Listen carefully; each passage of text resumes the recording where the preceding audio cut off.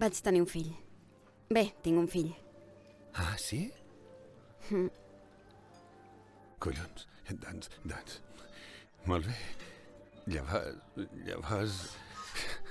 Llavors tens parella. No en tinc. De fet, té 15 anys. El teu fill? Sí. Hòstia.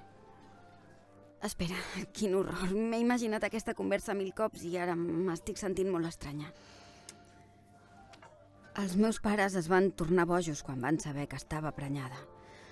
Ja els coneixes, burgesos, catòlics, què vols? La situació els va superar i ens en vam anar de seguida. No hi vaig poder fer res, no vaig poder triar. Ho vaig passar molt malament. De fet, m'hi vaig rebel·lar anys més tard, però no vaig poder venir. No te'n vaig poder dir res. No era massa tard, però no ho vaig saber fer. Ho entens? No, és a dir, entenc les paraules que has dit, però no entenc on vols anar a parar. Julien, tu n'ets el pare. Perdó? Ho sento, no t'enfadis amb mi. Vaig tenir bones relacions amb tu i la família Gindal. Aquestes relacions encara existeixen, però mare...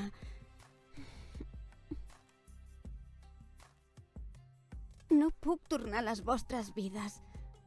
Estaria destrossada. La meva vida ha canviat. He recorregut un llarg camí i he deixat enrere el meu passat per sempre.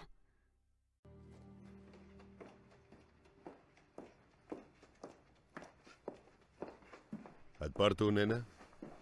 No, On vas ara? tu no saps el que és tenir por dels teus poders. Tenir por de tocar qualsevol. Sí, ho sé. Vull poder tocar els altres, Logan. Abraçar-los. Acaronar-los. Besar-los. Espero que això no sigui per un noi. Ei, que si vols fer-ho, fes-ho. Però només si estàs segura. No hauries de dir-me que em quedés. Que tornés i desfés la maleta. No sóc ton pare, sóc un amic. Però pensa-t'ho, pícara. Mari. Marí.